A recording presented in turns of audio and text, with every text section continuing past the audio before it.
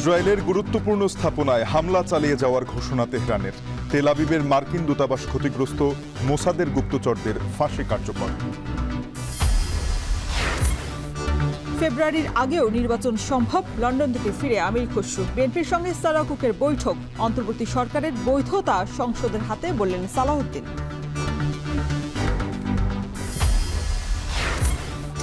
এক মাসের মধ্যেই গুম বিষয়ক আইন জানালেন আইন উপদেষ্টা।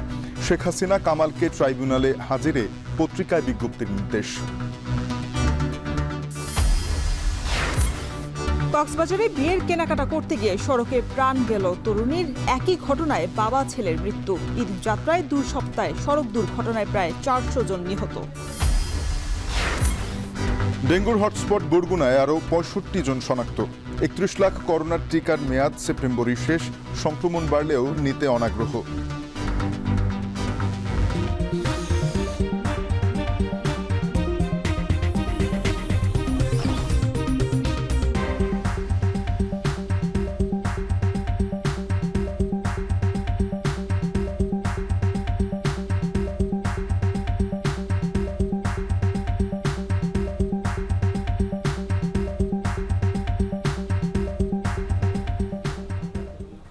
শুনছিলেন শিরোনাম, স্বাগত জানাচ্ছি। এখন দুপুরে আপনাদের সাথে আছি আমি তানজিম শাফিন এবং আমি শরীফ রওশন।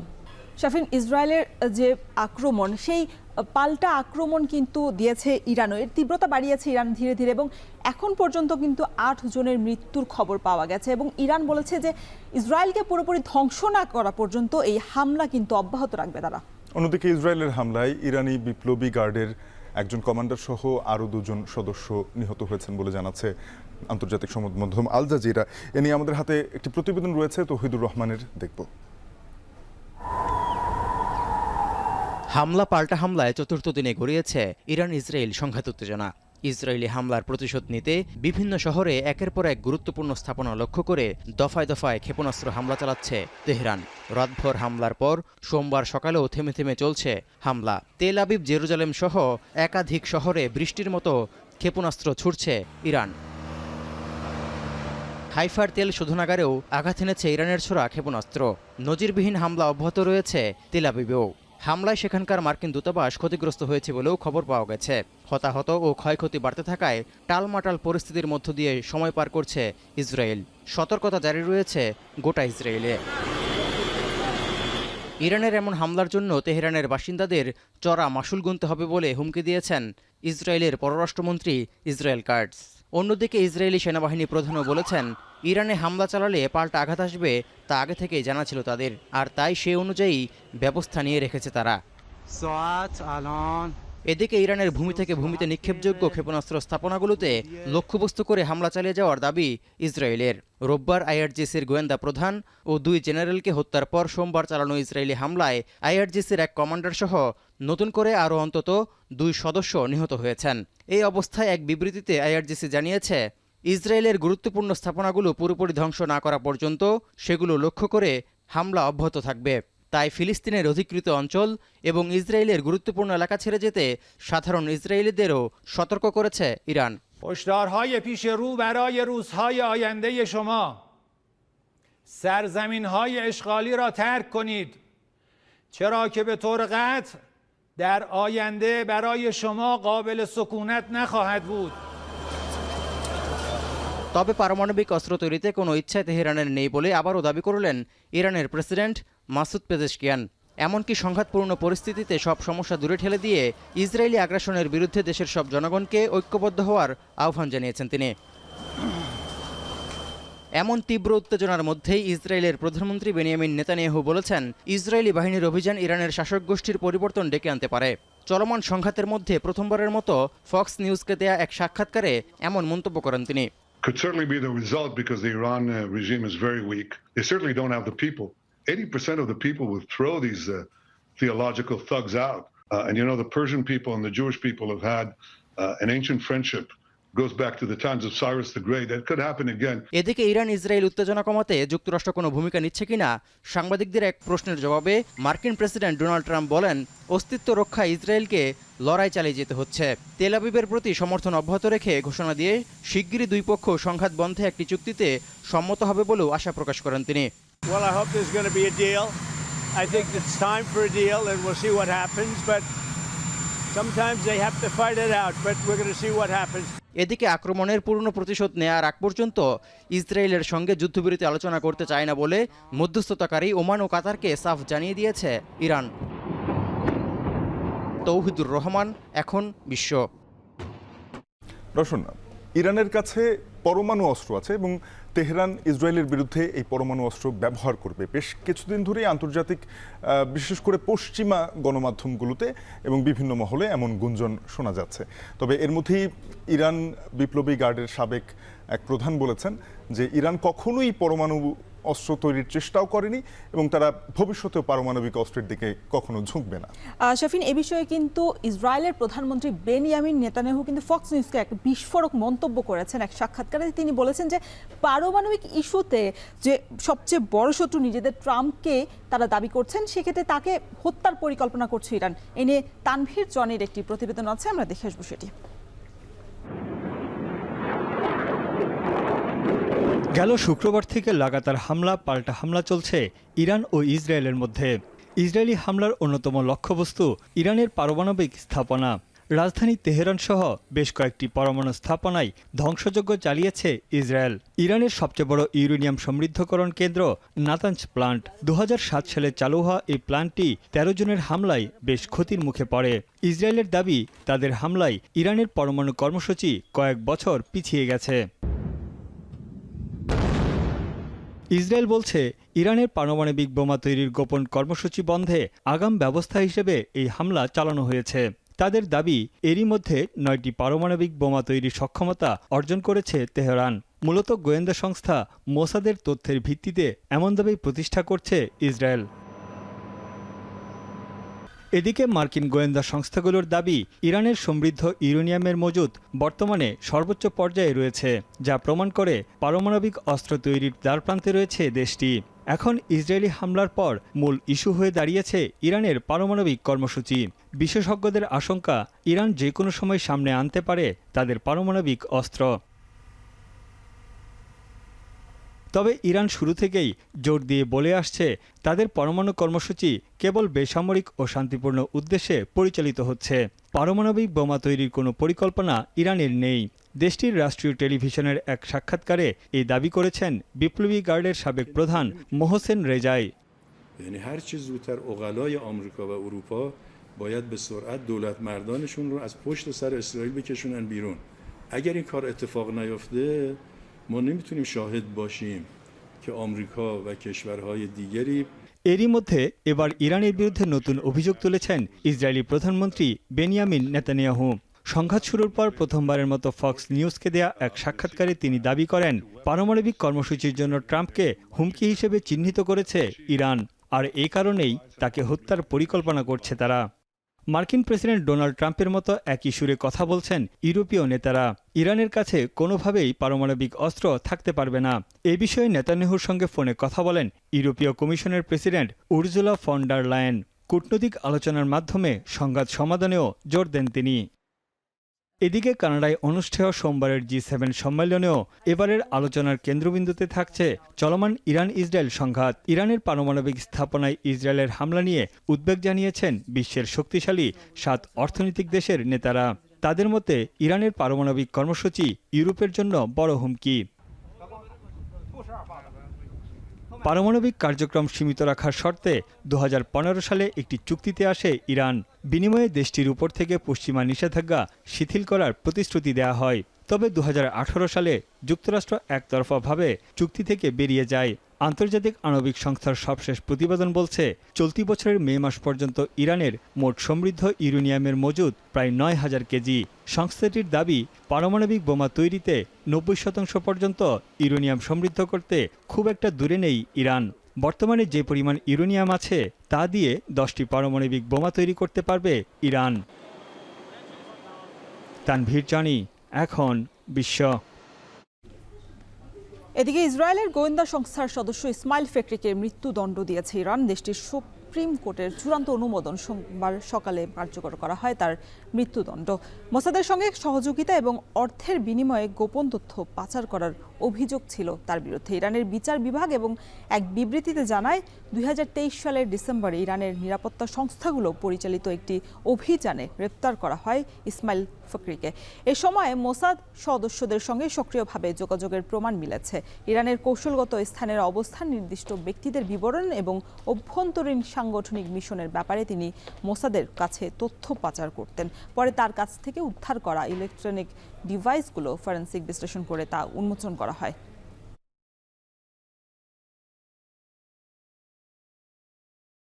ফেব্রুয়ারির আগেও নির্বাচন সম্ভব বলে মন্তব্য করেছেন বিএনপির স্থায়ী কমিটির সদস্য আমির খসরু মাহমুদ চৌধুরী। সকালে লন্ডন থেকে ফেরার পর তিনি বলেন, ডক্টর ইউনূস ও তারেক রহমানের মধ্যে বৈঠকে জনগণের প্রত্যাশা পূরণ হয়েছে। আর অন্তর্বর্তী সরকারের বৈধতা সংসদের হাতে থাকায় তিনি মনে করিয়ে দিয়েছেন দলের আরেক নেতা সালাউদ্দিন আহমেদ। সিফাত শাহরিয়ারের প্রতিবেদন।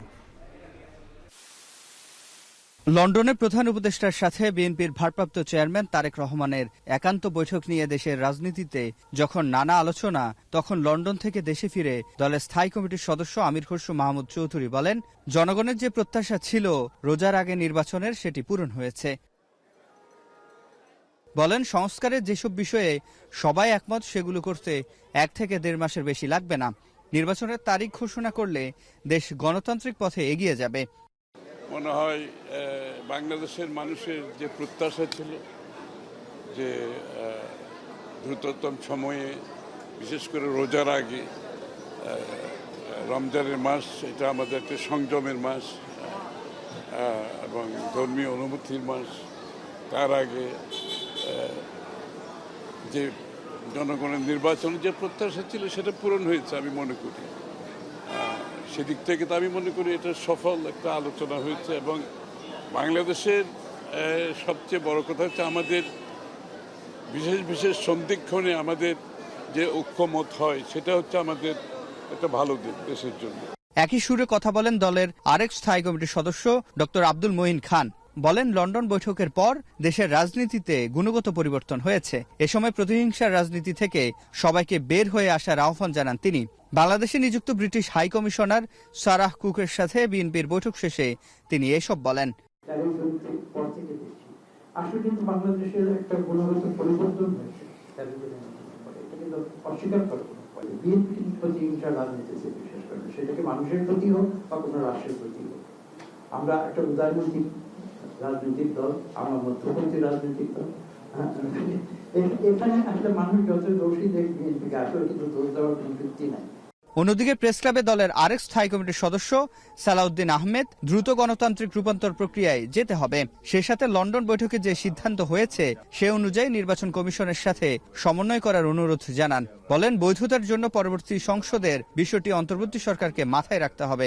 আপনাদের এই সরকারের রেটিফিকেশন লাগবে ইন দ্য নেক্সট পার্লামেন্ট, এটাও আপনারা মাথায় রাখবেন। এবং রেটিফিকেশন লাগলে এই লেজিটিমেসি কিভাবে দেয়া হবে, কোন জায়গায় দেয়া হবে, সেটাও আমরা বিবেচনা করব। সুতরাং জনগণের পক্ষে, আপনারা গণতন্ত্রের পক্ষে এবং অতি দ্রুত আমরা যাতে ডেমোক্রেটিক ট্রান্সফরমেশনের দিকে যেতে পারি, সেরকম কার্যক্রম আপনারা নেবেন। অন্যদিকে প্রেস ক্লাবে ডিএফইউজে আয়োজিত আলোচনা সভায় ডাক্তার এজেডএম জাহিদ হোসেন বলেন, এখনো গণমাধ্যমে স্বৈরাচারের দোসর যারা আছেন তাদের বিরুদ্ধে প্রতিবাদ জারি রাখতে হবে।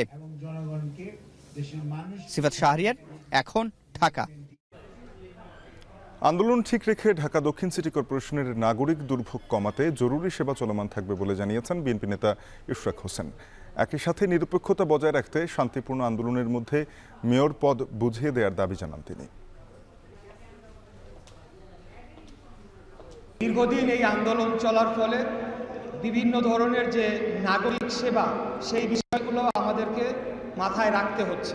আপনাদেরকে একটু তথ্য দিতে চাই যে এই আন্দোলনের শুরু থেকেই সমস্ত জরুরি সেবা কিন্তু চলমান ছিল এবং সেটা আমাদের সিদ্ধান্তে আমরাই নিশ্চিত করেছি যে সকল ধরনের জরুরি সেবা যেগুলো রয়েছে সেগুলো যাতে চলমান থাকে, অর্থাৎ আমাদের আন্দোলনের কারণে যাতে জনগণের দুর্ভোগ তো হচ্ছেই, কিন্তু সেটি যাতে চরম আকারে না পৌঁছায়।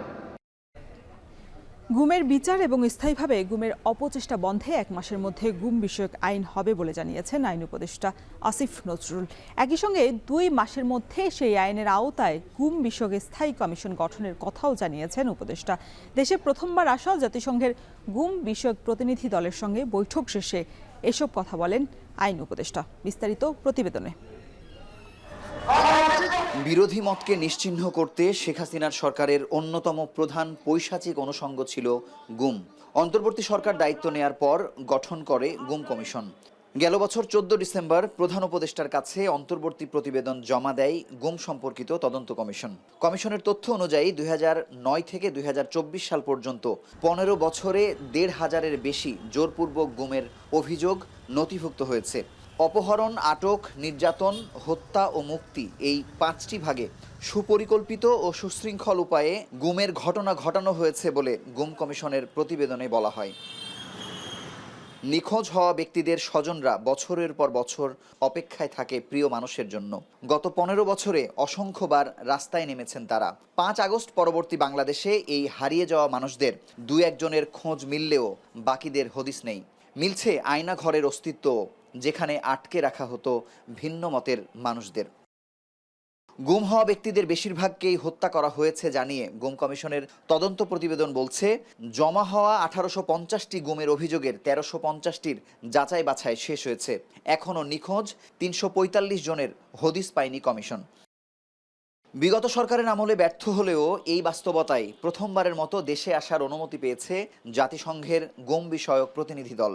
সকালে সচিবালয়ে তাদের সঙ্গে বৈঠকের পর সাংবাদিকদের সঙ্গে কথা বলেন আইন উপদেষ্টা আসিফ নজরুল।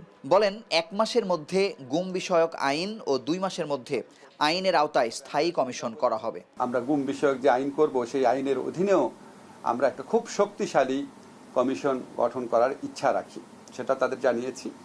ওনারা আমাদের আইনের ব্যাপারে কিছু ব্যাপারে বলেছে, আমাদের আইনে কিছু কিছু জিনিস আমাদের ভিকটিম যারা ফ্যামিলি আছে তাদের সাথে একটু আলোচনা করা দরকার, আর গুম বিষয়ক যে কমিশন আছে তাদের সাথে আলোচনা করা দরকার। আমরা বলেছি অবশ্যই আমরা আলোচনা করব। চলমান কমিশন যেখানে কাজ শেষ করবে সেখান থেকেই স্থায়ী কমিশনের কাজ শুরু করা হবে বলেও জানান উপদেষ্টা। আরও বলেন, বিভিন্ন সময়ে যারা গুমের শিকার তাদের আইনের আওতায় নিখোঁজ সনদ দেয়া যায় কিনা সেই বিষয়েও ভাবছে সরকার। ডেথ সার্টিফিকেটের অভাবে গুমের শিকার যে ব্যক্তিরা আছেন তাদের পরিবাররা অনেক ভুগে। আপনারা তো দেখছেন, আমি 15 বছর তাদের সাথে সমস্ত আন্দোলনে ছিলাম, সো আমি সাফারিংসটা জানি। তা আমরা আইনে একটা প্রতিকার দিতে পারি, সেটা হচ্ছে missing person certificate, death certificate না, মিসিং পার্সন সার্টিফিকেট। সেটা আমরা বিবেচনা করছি।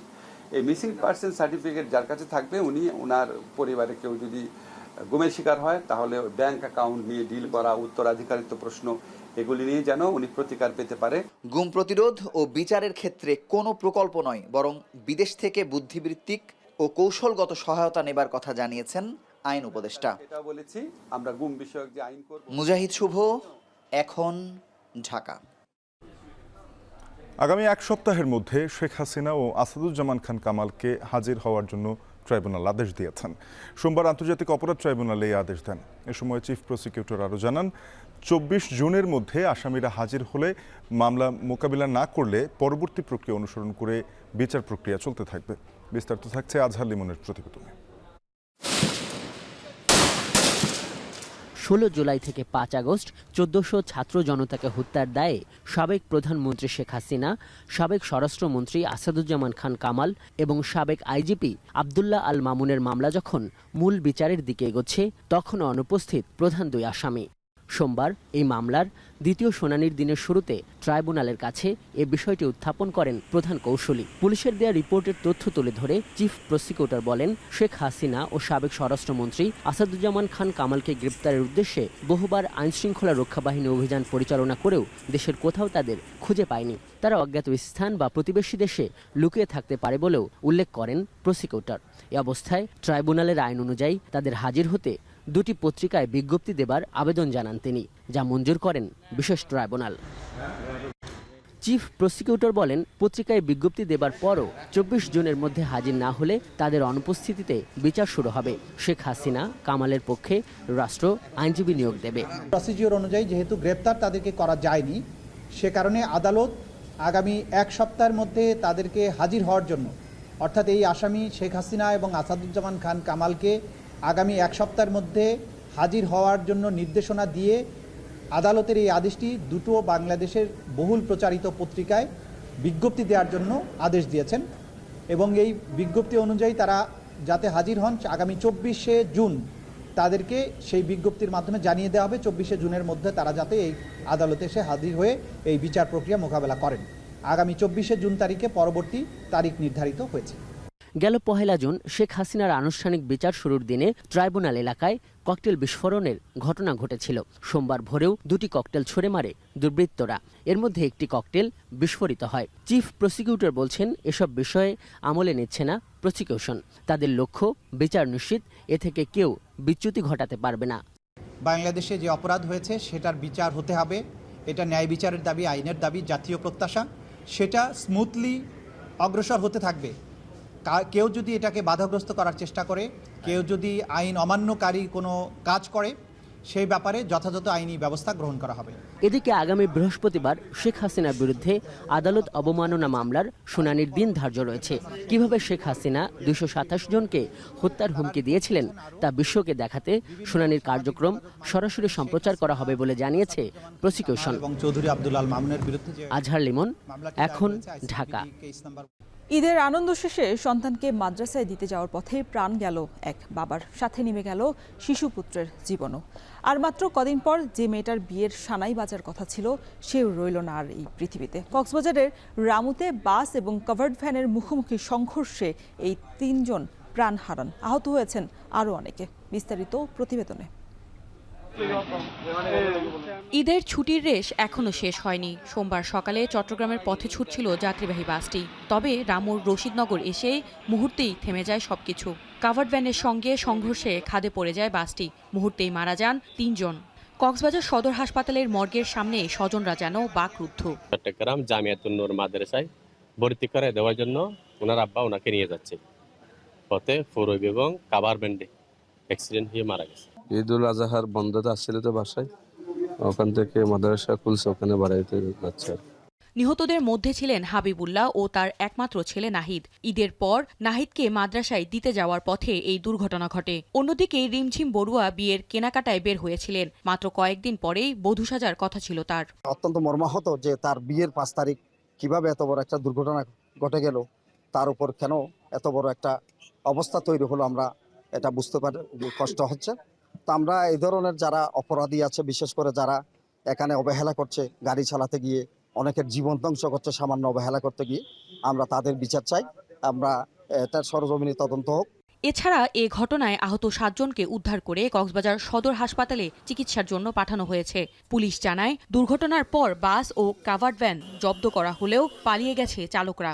রামু রশিদনগর জেডিকাল রাস্তার মাথায় মুখোমুখি সংঘর্ষে এখানে ওই 3 জন মারা যায় এবং 8-10 জন কি আহত হয় গুরুতর। আহত যে হাসপাতালে পাঠানো হয়েছে, সবাই হাসপাতালে পাঠানো হয়েছে, প্লাস ওই যে গাড়িগুলো উদ্ধার করে এবং জব্দ করে নিয়ে যাওয়ার সময় আইনগত ব্যবস্থা প্রক্রিয়া আছে। এদিকে কুষ্টিয়ার সদর উপজেলার বৃত্তিপাড়া এলাকায় যাত্রীবাহী বাস ও ট্রাকের সংঘর্ষে মারা গেছেন একজন। নিহত রাশেদুল ইসলামী বিশ্ববিদ্যালয়ের আরবি ভাষা ও সাহিত্য বিভাগের 18-19 শিক্ষাবর্ষের শিক্ষার্থী। কক্সবাজার, এখন। এবারের ঈদুল আজহায় প্রাণহানি বেড়েছে সড়ক দুর্ঘটনায়। 2 সপ্তাহের ঈদ যাত্রায় 379টি সড়ক দুর্ঘটনায় নিহতের সংখ্যা প্রায় 400, যার শীর্ষে রয়েছে মোটরসাইকেল। যাত্রী কল্যাণ সমিতির এক প্রতিবেদনে উঠে এসেছে এমন তথ্যই। বিশেষজ্ঞরা বলছেন, সড়ক দুর্ঘটনা রোধে প্রয়োজন সমন্বিত পরিকল্পনা এবং আইনের সঠিক বাস্তবায়ন। বিস্তারিত জানাচ্ছেন সাজিদ আরাফাত। বেপরোয়া যানবাহনের গতির জন্য আনন্দের ঈদযাত্রা মুহূর্তেই বিষাদে পরিণত হয়েছে অসংখ্য পরিবারের। বাবা ছেলে, 3 বন্ধু, স্বামী স্ত্রীর প্রাণ গেছে সড়কে। ফাঁকা রাস্তায় বেপরোয়া যান চলাচল আর ঈদযাত্রায় সড়কে বিশৃঙ্খলার অভাবে প্রতি বছরই ঝরে যায় অসংখ্য তাজা প্রাণ।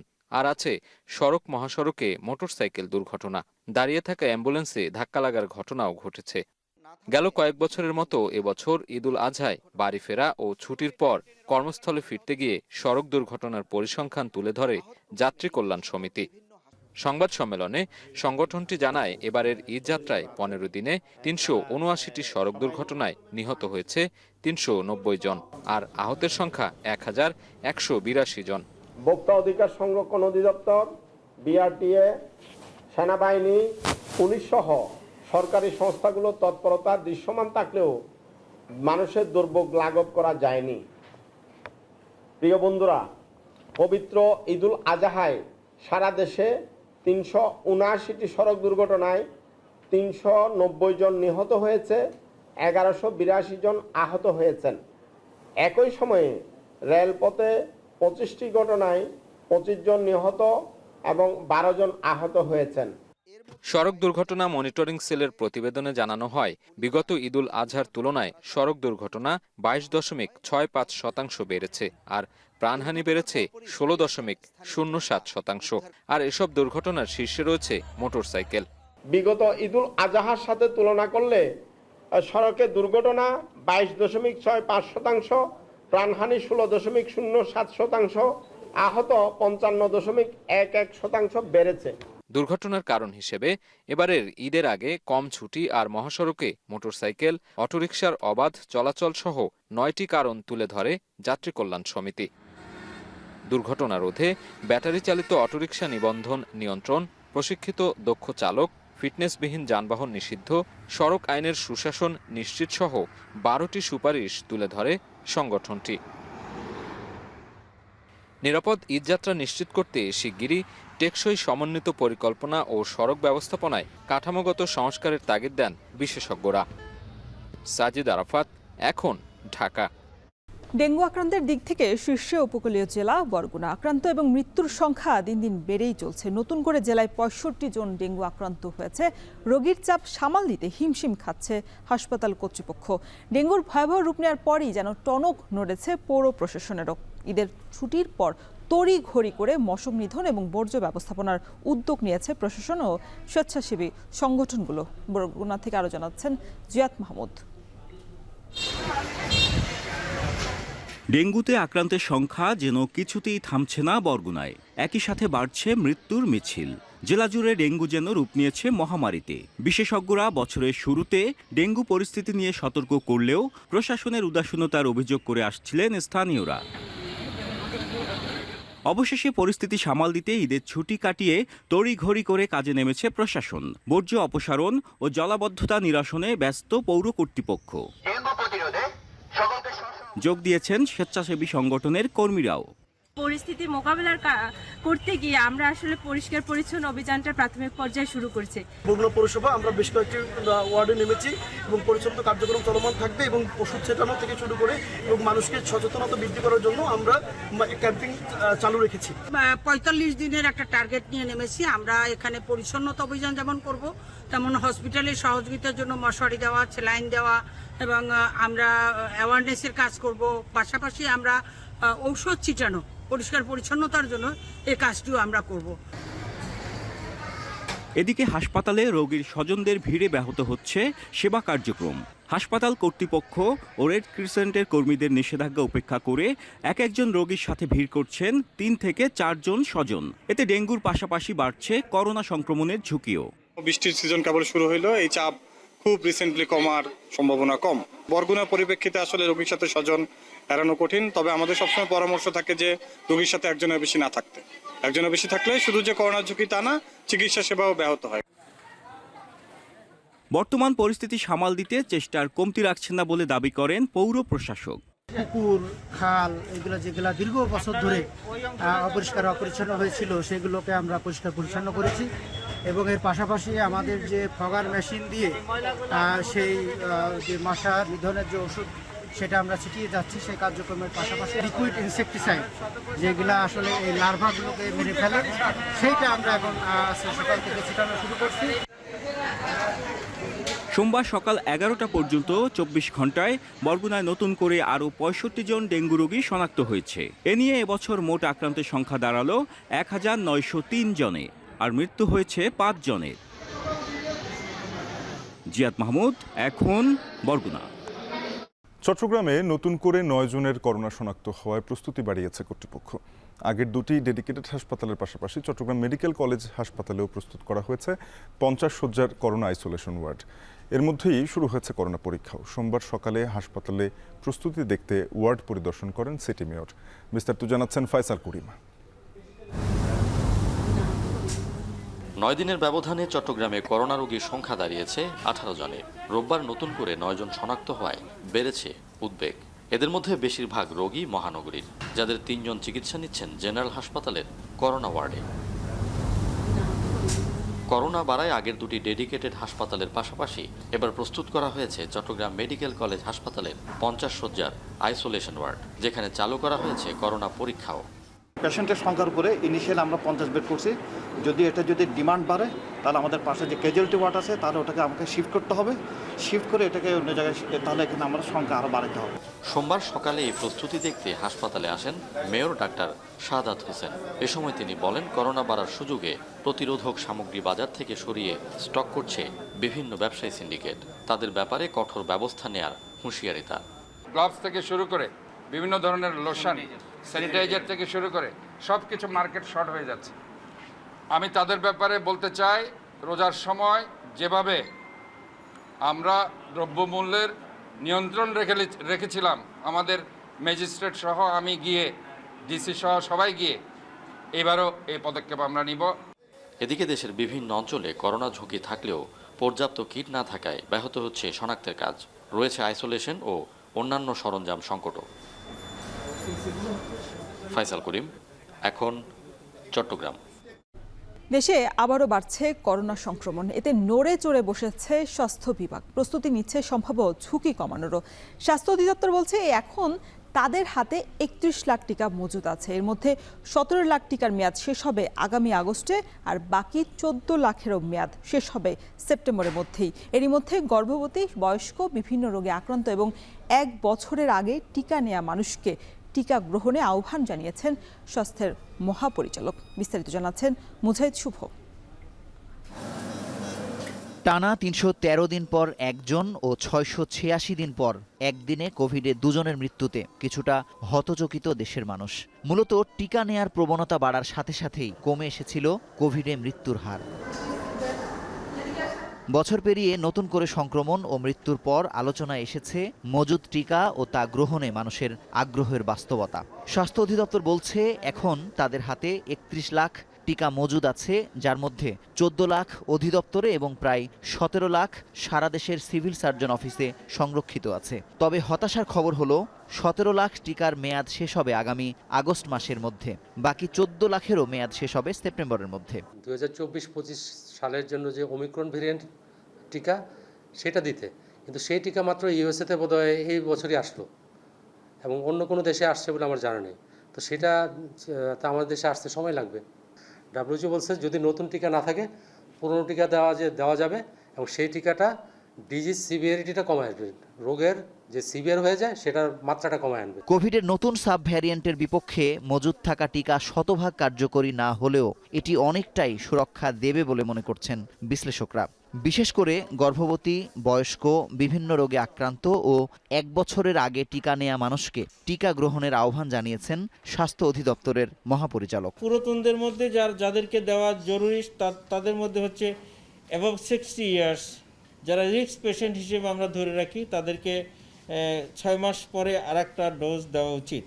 আর যারা ধরেন অ্যাডাল্ট কিন্তু আগে ভ্যাকসিন নিয়েছে এই গ্রুপ, কিন্তু তাদের কোমরবিডিটিস রয়েছে, যারা সরাসরি কোভিড পেশেন্টের সাথে কাজ করেন, আর রিসেন্ট প্রেগনেন্সি হইলে প্রতি প্রেগনেন্সিতে একটা করে ডোজ নিতে হবে। এখন গ্রহণ না করলেও কোভিড পরিস্থিতি আরও খারাপ হলে টিকার চাহিদা বাড়বে।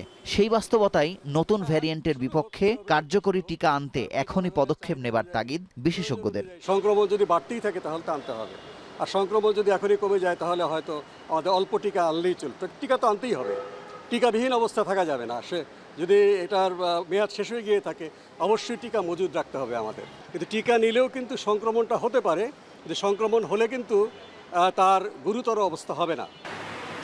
উপসর্গ প্রকাশ পেলেই পরীক্ষা আর 60ঊর্ধ্ব বয়স্কদের হাতে থাকা টিকা নিকটতম কেন্দ্র থেকে জরুরি ভিত্তিতে নেবার আহ্বান বিশেষজ্ঞদের, কারণ 6 মাস পর থেকেই কোভিডের বিরুদ্ধে সুরক্ষা কমতে থাকে টিকার। মুজাহিদ শুভ, এখন ঢাকা। সিলেট থেকে হবিগঞ্জে ফেরার পথে চলন্ত বাসে এক তরুণীকে সংঘবদ্ধ ধর্ষণের অভিযোগ উঠেছে। পরে সেনাবাহিনী এবং পুলিশের যৌথ অভিযানে ভুক্তভোগীকে উদ্ধার করা হয়। এরপরই বাস চালককে আটক করা হয়েছে। পুলিশ জানায়, রোববার দিবাগত রাতে এই ঘটনা ঘটে। ভুক্তভোগী ওই কিশোরী বানিয়াচং উপজেলার বড় বাজার এলাকার বাসিন্দা এবং ঢাকায় তিনি গার্মেন্টসে চাকরি করেন। তিনি ঢাকা থেকে গ্রামের বাড়িতে ফিরছিলেন। শায়েস্তাগঞ্জে নামার কথা থাকলেও ঘুমিয়ে পড়ায় বাসটি সিলেট চলে যায়। পরে ঘুম ভাঙলে আবার বানিয়াচং যাওয়ার উদ্দেশ্যে মা এন্টারপ্রাইজ নামের একটি বাসে ওঠেন সেই তরুণী। এরপর বিভিন্ন স্টপেজে যাত্রী ওঠা নামার পর শেরপুর এলাকায় পৌঁছালে বাসে ওই তরুণী একা হয়ে পড়েন। এরপর চলন্ত অবস্থায় বাসের হেলপার লিটন মিয়া এবং পরে চালক সাব্বির মিয়া তাকে ধর্ষণ করে। বাসটি নবীগঞ্জে আউশকান্দি এলাকায় পৌঁছালে কিশোরীর চিৎকার শুনে স্থানীয়রা এবং সেনাবাহিনী ও পুলিশের খবর দেয়। বর্তমানে ভুক্তভোগী হবিগঞ্জ সদর হাসপাতালে চিকিৎসাধীন অবস্থায় রয়েছেন। পলাতক বাসের হেলপারকে গ্রেপ্তারের চেষ্টা চলছে।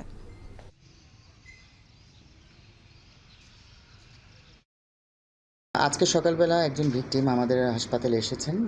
আনুমানিক বয়স হচ্ছে 21 বছর এবং ভিকটিমের ভাষ্য অনুযায়ী তাকে দুজন মিলে ধর্ষণ করেছে এবং সম্ভবত এটা বাসে করেছে আর কি, বা কোনো যানবাহনে করেছে। এবং আমার হাসপাতালে আসার পর আমার যে কনসার্ন যে ডক্টর আছেন তিনি ভিকটিমকে যথাযথভাবে পরীক্ষা নিরীক্ষা করেছেন এবং পরবর্তী পরীক্ষা আরও কিছু বাকি আছে। তবে পুরো রিপোর্ট না আসা পর্যন্ত আসলে আমরা পূর্ণাঙ্গ রিপোর্ট প্রকাশ করতে পারছি না। তবে ভিকটিমের শরীরে কিছুটা আঘাতের চিহ্ন পাওয়া গিয়েছে। গাজীপুরে একটি বেসরকারি ব্যাংকের এটিএম বুথে এক কিশোরীকে ধর্ষণের অভিযোগ উঠেছে বুথের নিরাপত্তা কর্মীর উপর। রোববার জেলার শ্রীপুরের এমসি বাজার এলাকায় এই ঘটনা ঘটে। ধর্ষণের শিকার ওই কিশোরীকে উদ্ধার করে থানায় নিয়ে গেছে পুলিশ। তবে ঘটনার পর থেকেই পলাতক রয়েছে অভিযুক্ত নিরাপত্তা কর্মী লিটন মিয়া। ভুক্তভোগীর পরিবারের অভিযোগ, স্থানীয় তালহা স্পিনিং মিলে চাকরির সন্ধানে যায় তাদের মেয়ে। এ সময় কারখানার পাশের থাকা এটিএম বুথের নিরাপত্তা কর্মী বেশি বেতনের প্রলোভন দেখিয়ে বুথের ভেতরে নিয়ে যায় এবং ধর্ষণ করে ওই তরুণীকে।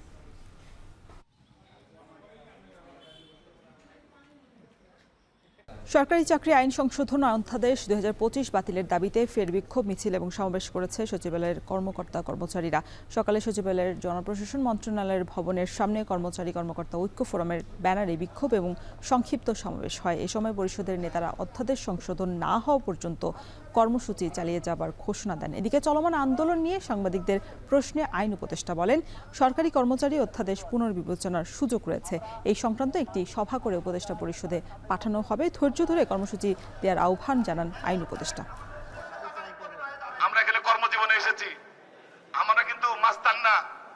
আর এই রাজপথে আপনার সচিবালয়ে এসে গলা ফাটিয়ে কথা বলবো এই মন মানসিকতা আমাদের নেই।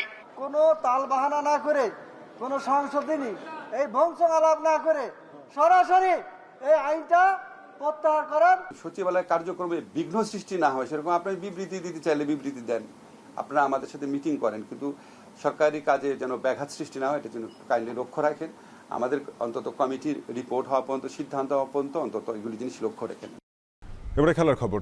চট্টগ্রামে ক্যাম্প করতে বিসিবি একাডেমি ছেড়েছে। পাইপলাইনে থাকা ক্রিকেটারদের নিয়ে গঠিত বিসিবির 28 সদস্যের হাই পারফরমেন্স ইউনিট।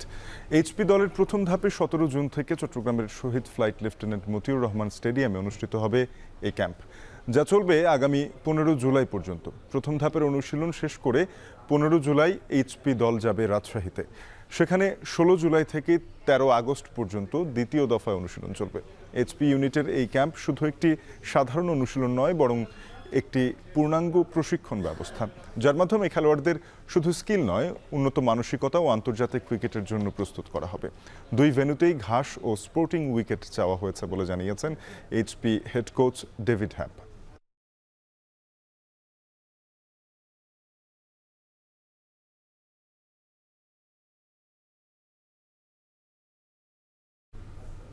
শেষ করবো এখন দুপুর। তার আগে শিরোনামগুলো জানিয়ে দিব আরও একবার।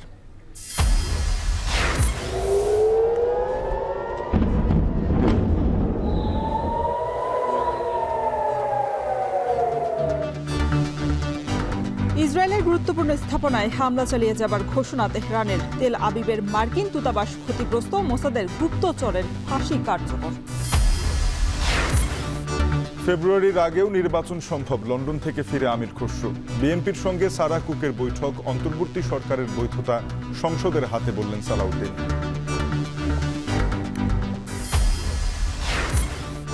এক মাসের মধ্যেই গুম বিষয়ক আইন জানালেন আইন উপদেষ্টা। শেখ হাসিনা কামালকে ট্রাইব্যুনালে হাজিরে পত্রিকায় বিজ্ঞপ্তির নির্দেশ। কক্সবাজারে বিয়ের কেনাকাটা করতে গিয়ে সড়কে প্রাণ গেল তরুণীর। একই ঘটনায় বাবা ছেলের মৃত্যু। ঈদযাত্রায় 2 সপ্তাহ সড়ক দুর্ঘটনায় প্রায় 400 জন নিহত। এবং ডেঙ্গুর হটস্পট বরগুনায় আরও 65 জন শনাক্ত। 31 লাখ করোনার টিকার মেয়াদ শেষ সেপ্টেম্বরেই। সংক্রমণ বাড়লেও নিতে অনাগ্রহ। এই ছিল এখন দুপুরের আয়োজনে। এখন টেলিভিশন ওয়েবসাইটে দেখতে ভিজিট করুন www.ekhon.tv। যুক্ত থাকুন ফেসবুকে facebook.com/tv.ekhon আর ইউটিউবেও চোখ রাখুন youtube.com/c/ekhon tv।